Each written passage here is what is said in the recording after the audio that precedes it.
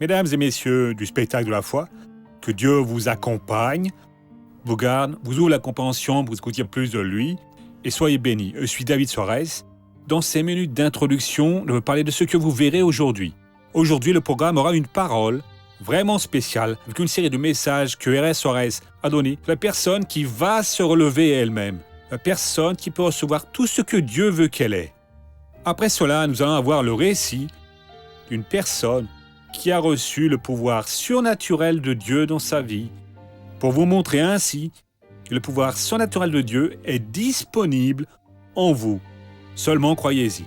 Après cela, nous aurons une prière pour votre vie, pour votre famille, pour vos affaires. Nous voulons prier pour que vous ayez du succès dans vos actions entreprises. Maintenant, l'important c'est, pour tout ce que Dieu vous donne, ayez la persévérance. Une certaine fois, un roi avait besoin d'être délivré de ses ennemis. Il a recherché le prophète et a dit « Prophète, qu'est-ce que je dois faire ?» Et le prophète a dit « Prenez les flèches dans votre carquois et prenez votre arc et tirez-les vers le sol. » Et cet homme a tiré une fois, il a tiré 2 fois, il a tiré 3 fois, et il a stoppé. Regardez le prophète. Le prophète a dit « Est-ce que je vous ai dit d'arrêter de tirer ?» Quelle est la leçon ici ? Tout ce que Dieu vous donne, ne le jugez jamais comme peu ou comme une chose absurde. Dieu a un objectif pour être au travail en vous. Continuez à faire l'œuvre, continuez à lutter en prière. À chaque flèche, à chaque prière, à chaque lutte que vous avez avec Dieu contre le mal, vous allez vous fortifiant et l'ennemi va cédant. Il va être mis en déroute jusqu'à être refoulé au-dessous de vos pieds. C'est cela que la parole de Dieu garantit. Bon, je pourrais en dire plus, mais laissez R.S. Soares venir maintenant, avec la parole de foi qu'il a pour vous, et d'ici peu nous revenir au nom de Jésus. Voyez mes amis, Dieu ces jours-ci nous a rendu visite ici d'une manière spéciale, nous permettant de regarder vers sa parole et d'apprendre beaucoup, et en même temps, il a personnellement touché dans beaucoup de vies et il a libéré de divers problèmes, et cette réunion ne sera pas différente. Vous qui êtes en train de nous suivre ici, ouvrez votre cœur pour ce que Dieu va déclarer directement à vous. Il va faire cela par la prédication de la parole, et vous qui êtes en train de nous regarder en un lieu quelconque, vous aussi peut être bénis et sortir de cette situation difficile où vous êtes. Lors du dernier culte, nous avons vu ces jours-ci ici exactement quelque chose d'important dans la parole de Dieu, et nous en sommes aux Juges au chapitre 2, où les enfants d'Israël ont fait ce qui semblait mauvais aux yeux du Seigneur. Quand la personne fait ce qui semble mauvais aux yeux du Seigneur, elle va avoir des problèmes. Et des fois, elle pense que non. Ah, Dieu, il semble plutôt idiot, vous voyez, il se plaint de certaines choses que je fais. En fin de compte, je ne vais pas jusqu'à la fin de la route, je m'arrête à la moitié. Toutes les fois que vous laissez l'ennemi vous tromper, vous faites en sorte que le Seigneur soit triste avec vous. Et très souvent, quand c'est conscient, ça vient après, comme si c'était une sorte de pincement très fort à l'oreille. Et les enfants d'Israël, ça n'a pas été pareil, non. L'ange du Seigneur est apparu devant eux, il leur a tout expliqué, je ne vais pas répéter. Et il a dit, voyez-vous, à présent, vous allez posséder la terre, mais vous n'allez pas vous débarrasser de vos ennemis pour toujours. Ils vont rester accrochés dans votre dos. Allons voir le verset suivant ici pour citer exactement comme l'ange du Seigneur a parlé. Cela est au chapitre 2, dans le verset numéro 3. J'ai dit alors, je ne les chasserai pas devant vous, une décision que Dieu a prise. Ils seront à vos côtés et leurs dieux seront un piège pour vous. 3 choses sérieuses, très sérieuses, quand l'ange de Dieu a parlé de la décision divine.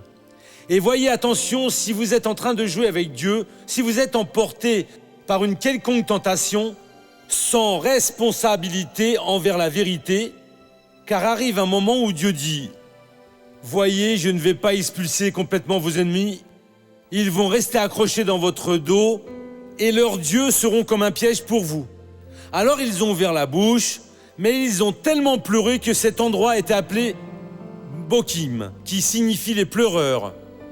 Alors on dit ici dans le verset 6 où je me suis arrêté, Josué renvoya le peuple et les Israélites s'en allèrent, chacun dans son patrimoine pour prendre possession du pays.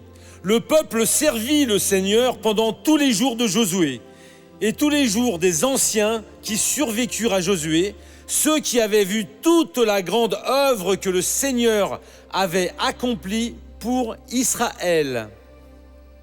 Donc, tant que Josué était vivant, ils ont servi Dieu et ceux qui étaient avec Josué aussi, parce qu'ils étaient énergiques. Ils parlaient, réprimandaient, ils exhortaient le peuple. Laissez-moi vous dire ceci. Si vous vous corrigez juste quand Dieu utilise un prêcheur ou quand quelqu'un vous tire l'oreille, vous n'êtes pas bien spirituellement. Vous n'êtes pas encore en contact avec Dieu. Peut-être que vous n'êtes même pas encore né à nouveau. Parce que quand la grande vérité, c'est qu'une petite inclinaison du cœur pour le mal, on se sent déjà vraiment mal. Dieu en personne nous réprimande.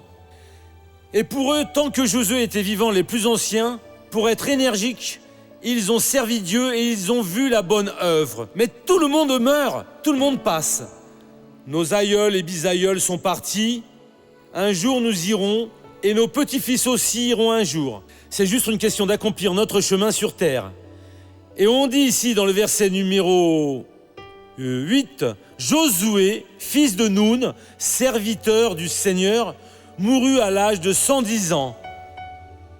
Donc Josué a dû les avoir dirigés, plus ou moins, non? Mais je ne sais pas. Je vais dire au hasard et c'est mieux de rien dire. Si c'est pas certain, car vous dites après que Suarez l'a dit, et Suarez va être plus stupide qu'il ne doit être ainsi. Laissez-moi garder la bouche cousue. Le verset 9. Où l'ensevelit dans le territoire qui constituait son patrimoine, à Timath-Hérès, dans la région montagneuse d'Éphraïm, au nord du mont Gash. Toute cette génération fut-elle aussi réunie à ses pères. Ils sont tous morts. Et il se leva après elle une autre génération. Des leaders, voyez, qui ne connaissaient pas le Seigneur, ni l'œuvre qu'ils avaient accomplie pour Israël. Laissez-moi vous donner une petite parole ici. Ne restez pas juste à manger de notre bouche, de notre foi. Vous devez chercher à avoir une relation directe avec Dieu, des expériences avec Dieu. En premier, parce que Dieu nous traite tous pareil. Il ne donnerait pas plus à une personne au détriment d'une autre. Si l'autre cherche, elle va recevoir. Parce que demain, je ne sais pas ce qui va arriver dans le monde. Et vous pouvez être dans la situation où il n'y a personne pour vous exhorter. Et alors, vous, ne connaissant pas le Seigneur, ni même l'œuvre de Dieu, vous allez prendre des décisions qui vont être nuisibles pour vous. L'important, c'est que vous connaissiez Dieu. Parce que si quelqu'un a eu ce privilège de connaître le Créateur qui a fait toutes les choses, pourquoi pas vous? Ah, missionnaire, mais j'ai déjà beaucoup péché. Mais Dieu sait déjà tout cela. Il a déposé tous nos péchés en Jésus. Au moment où vous le reconnaissiez, vous demandez pardon, vous vous assumez en Christ, Dieu vous traite comme si vous n'aviez jamais péché. Parce qu'à cet instant-là, vous êtes justifié, innocenté.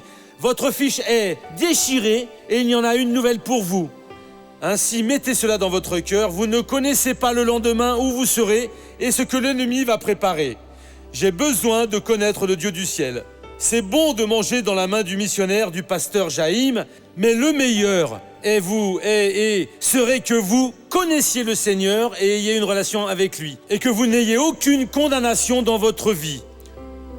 On dit dans le verset 11, « Les Israélites firent alors ce qui déplaisait au Seigneur, ils se mirent à servir les Baals. » Dans peu de temps, je vous explique cela.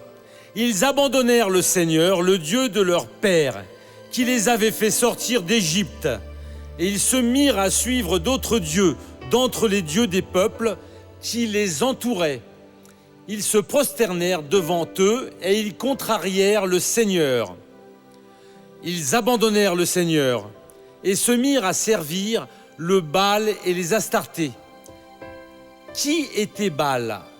Baal était le dieu suprême de ce peuple-là, et ensuite des gens de Moab l'ont adopté, et les Ammonites aussi. C'est devenu un culte général là.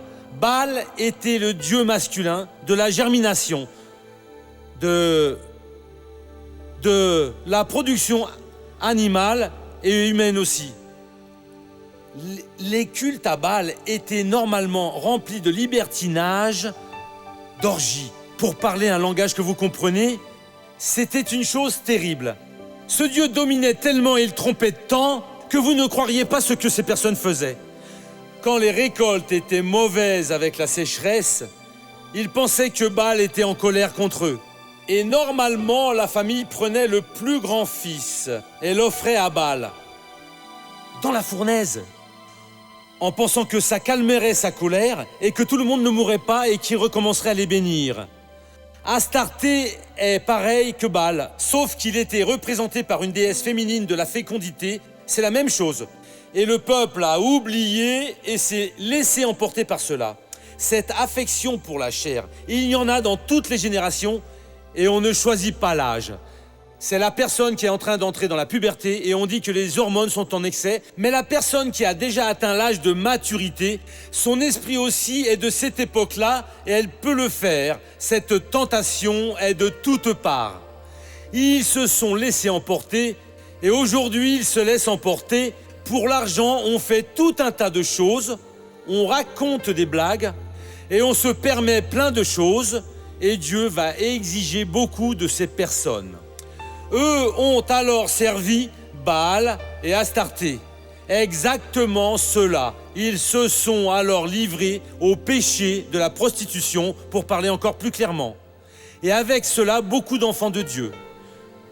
Vous imaginez le fils, principalement, quand c'est le fils aîné de la personne, voyez, c'est le premier-né, qui dans leur culture était l'héritier de tout. Il héritait de tout en double. Celui qui était livré à Baal était sacrifié pour pouvoir voir s'il retirait le châtiment et qu'il puisse avoir de bonnes récoltes. Mais dans ce culte, ils perdaient la tête, ils avaient du plaisir et ils entraient à fond dans le péché. Voyez le verset 14 à présent. Le Seigneur se mit en colère contre Israël. Mon frère, la colère de Dieu encore aujourd'hui s'enflamme contre le peuple de Dieu. Attention au peuple de Dieu. Par le fait d'être de Dieu, nous n'avons pas une licence pour pécher. Le Seigneur se mit en colère contre Israël. Le peuple de Dieu a été sorti d'Égypte, installé sur la Terre Sainte, mais ont mal agi. Et la colère de Dieu est venue violente. Personne n'est meilleur que ce peuple d'alors. Si vous vous laissez emporter par les plus diverses tentations et vous avez déjà compris tout ce que je suis en train de dire, cessez. Et que s'est-il passé? Il les livra à des pillards qui les pillèrent. Il les vendit aux ennemis qui les entouraient. Ils ne purent plus tenir devant leurs ennemis. Alors se produit tout ce qui est mauvais, depuis une santé ébranlée, des finances détruites, un mariage défait. Vous voyez, le diable agit comme il le veut. Ils ne purent plus tenir en face de l'ennemi. Ils ont dû abaisser la tête et subir leurs attaques. Pourquoi? Parce qu'ils ont laissé le Seigneur. Pourquoi ils ont laissé le Seigneur? Parce qu'il n'y avait pas en eux cette connaissance de Dieu. Ils avaient mangé dans la main de Josué et des autres. L'autre génération n'avait pas cette attention. Et qu'est-ce qui s'est passé? Ils se sont prostitués spirituellement et moralement aussi. Et cela arrive aujourd'hui. Et beaucoup de gens sont en train de payer un prix qu'ils ne devraient pas payer. Il y a une issue? Oui. On dit ainsi. Chaque fois qu'ils se mettaient en campagne, la main du Seigneur était contre eux pour leur malheur, comme le Seigneur l'avait dit, comme le Seigneur leur avait juré. Ils furent ainsi dans une grande détresse. Alors, le Seigneur a soulevé les juges qui ne nous intéressent pas maintenant. Voici la parole que Dieu m'a donnée à vous remettre et j'espère que dans ce culte, j'ai terminé cette série sur faire ce qui est mauvais aux yeux du Seigneur. Mais il y a encore beaucoup de choses. Il y a Samson. Pourquoi il a été appelé? Puis les rois. Sinon, on va rester toujours à aborder le même thème et Dieu doit nous en donner d'autres. S'il ne donne pas, on va continuer. Allons maintenant au feuilleton de la vie réelle.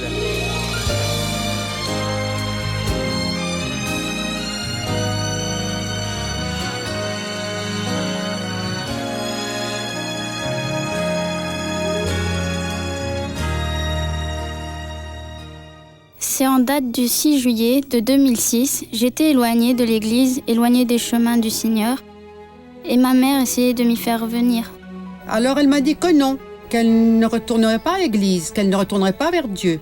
Tu sais, j'aime mieux mourir, mais si tu meurs, tu sais où tu vas aller. Elle m'a dit, à l'enfer, je le vis déjà ici.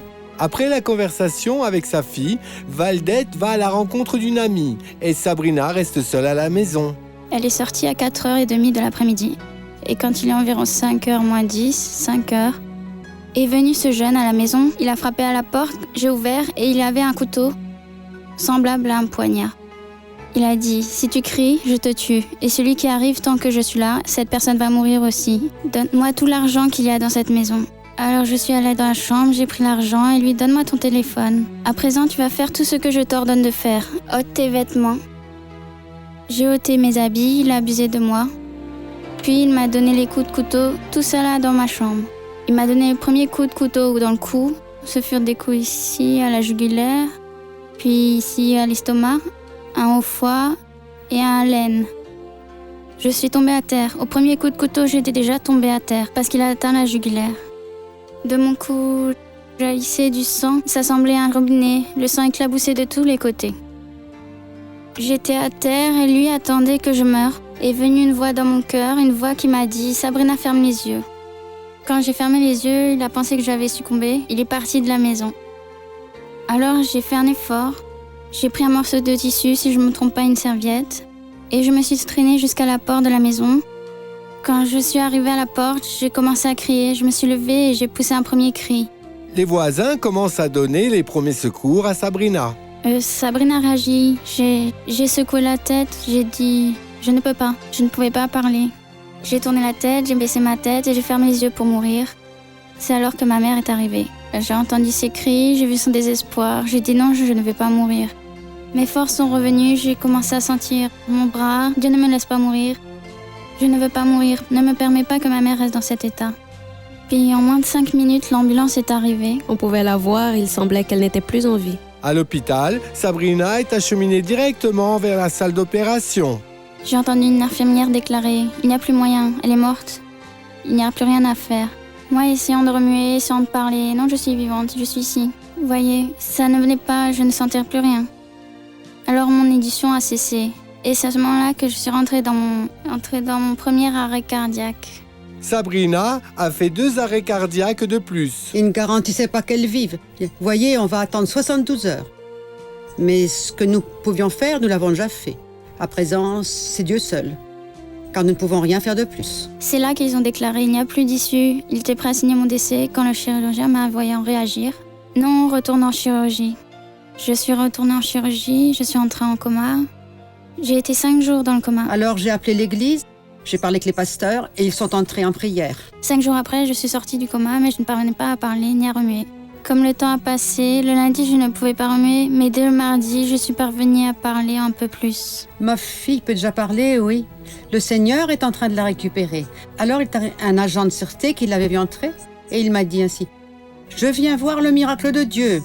C'est alors que j'ai commencé à marcher, je me suis récupérée, le samedi, j'ai été libérée. Pas une seconde, je me suis révoltée contre Dieu parce que j'ai dit au diable « Vous avez touché à son corps ». Mais son âme et son esprit, vous ne l'avez pas touché car elle appartient à Dieu. Donc je savais que Dieu était là pour prendre soin d'elle. Je me suis même pas révoltée une seconde parce que vraiment, j'ai dit, c'est l'ange du Seigneur qui lui a donné les forces de se relever et d'aller dehors appeler au secours. Grâce à Dieu, elle est joyeuse, heureuse, elle est dans l'église. Je pense que tout cela m'est arrivé parce que j'ai ouvert une brèche. Je suis sortie des chemins de Dieu, je voulais mourir, ainsi j'ai ouvert une brèche pour le diable. Si on lui ouvre une brèche, le diable vient détruire votre vie. Donc je pense que tout s'est produit à cause de cela. Je sais que Dieu ne m'a jamais abandonnée. Parce que le médecin même a vraiment déclaré que je n'avais pas comment survivre. Je suis revenue à l'église, je suis retournée sur le chemin du Seigneur. J'ai réussi à retourner, je suis retournée dans ma chambre où tout s'est produit et aujourd'hui j'y dors. Je suis dans l'église, je travaille dans l'œuvre comme ouvrière et cela c'est mon histoire. Dieu m'a donné ma vie. C'est sérieux mes amis, hein? Laissez-moi vous expliquer une chose. En toute sincérité, je ne connaissais pas ce témoignage, c'est exactement ce que j'ai prêché avant. Je l'ai su maintenant. Dieu est en train de parler à beaucoup de gens ces jours-ci. Reviens, ne fais pas le fou. Je préfère mourir que de retourner vers Jésus. Voyez quelle chose sérieuse. Elle était presque de l'autre côté. Elle a été poignardée, ce n'est pas une plaisanterie. Si elle n'était pas de Dieu, elle serait décédée. Violée et tout le reste, à présent, il faut relever la tête et marcher avec Jésus. Les enfants d'Israël ont fait cela. Ils ont abandonné le Seigneur, sont allés vers le libertinage, le péché de la chair, sans frein moral. Ils se sont adonnés au péché, ne nous vous rendez jamais. Votre corps appartient à l'Esprit de Dieu, c'est le temple de Dieu. Vous n'avez pas le droit de faire ces choses erronées que le diable veut que vous fassiez. Vous devez être fidèle à la parole de Dieu. Ne faites pas ce qui semble mauvais aux yeux du Seigneur, parce qu'il ne pourra rien de plus. Ce n'est pas qu'il ait de la rage contre vous, c'est que le même ennemi qui utilise une personne demande après. Elle s'est laissée utiliser, à présent j'ai le droit et Dieu va devoir vous remettre. Et le prix à payer va être très cher. Il les a livrés aux voleurs qui les ont volés, à toutes sortes de péchés. Ils ont payé un prix terrible, et tant qu'ils n'ont pas imploré Dieu, Dieu n'a pas répondu. Si vous êtes en train d'en payer le prix, missionnaire, j'en paye le prix, c'est très cher. Décidez votre cas une fois pour toutes. Ne restez pas à cacher, en occultant, en mentant. L'ennemi veut en finir avec vous. Ou c'est déjà beaucoup trop ce qu'il vous a fait. Criez vers le Seigneur. Le Seigneur va vous aider. Le Seigneur va être la force de votre vie. Vous allez vous relever et alors vous deviendrez cette personne que Dieu veut. Mais recherchez le Seigneur parce que Dieu va vous aider. Amen. Nous allons maintenant à la première question.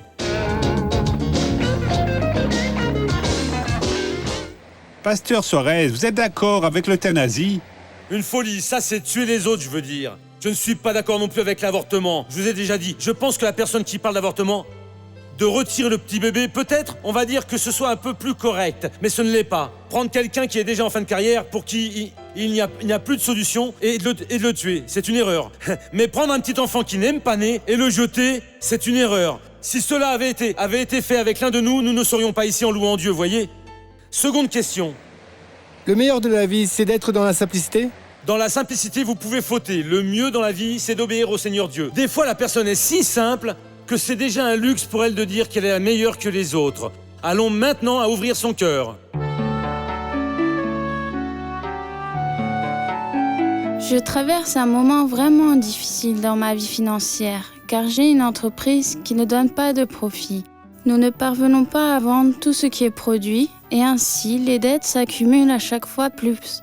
Je suis vraiment ébranlée par cela, et je ne sais comment me remettre à accomplir mes devoirs envers mes employés. Missionnaire, je demande de l'aide en prière et une parole de la part de Dieu pour comprendre ce qui est en train de se passer. Qu'est-ce que je dois faire pour sortir de cette crise? Je pense que j'ai déjà parlé suffisamment aujourd'hui, c'est mieux que je me taise pour ne pas perturber ce que Dieu a déjà dit. Laissez-moi bénir les personnes qui sont maintenant chez elles. Faire une prière maintenant. Père, au nom du Christ, je prie pour les personnes qui sont chez elles et qui, ô Dieu, ont touché par toi aujourd'hui. Je te remercie pour ce culte. Dieu, que la rénovation soit dans notre âme. Combien de personnes vont sortir d'ici pensant différemment et regardant depuis leur maison, ô Dieu, qui vont vivre différemment. Aujourd'hui est un jour de réconciliation, un jour de pardon, un jour où la personne se remet à vivre. À présent, je vais bénir toutes les personnes. Au nom de Jésus, paralyse tout mal dans votre vie et je dis dehors, au nom de Jésus, et vous dites Amen. Je vous demande, le programme d'aujourd'hui a valu la peine? S'il n'a pas servi, mais pas besoin de vous regarder. Mais je crois que pour tous, il a servi. Il a aidé, vous a remis sur pied, comme si c'était une vitamine injectée. Vous pouvez être certain que cet appel que Dieu a déposé dans votre cœur pour devenir un de nos parrains, c'est parce qu'il veut travailler dans votre vie. Vous allez prendre votre téléphone maintenant et allez-vous nous appeler. Voyez David Suarez, je veux participer de cette œuvre d'évangélisation mondiale qui est en train d'atteindre ma maison et je veux qu'elle atteigne ce pays. Et nous allons l'atteindre avec votre aide, avec votre foi. Ensemble, nous y arriverons. Et ici se trouve notre téléphone. Vous allez appeler notre centrale de traitement d'appel. Nous sommes à votre disposition, d'accord? Voyez, je voudrais laisser ici ma sympathie. Nous sommes à disposition. Nous sommes à disposition à cet email qui apparaît sur votre téléviseur. Notre téléphone est aussi à votre disposition. De plus, que Jésus vous bénisse et vous garde, qu'il fasse resplendir son visage sur vous et vous donne la paix. Et à bientôt.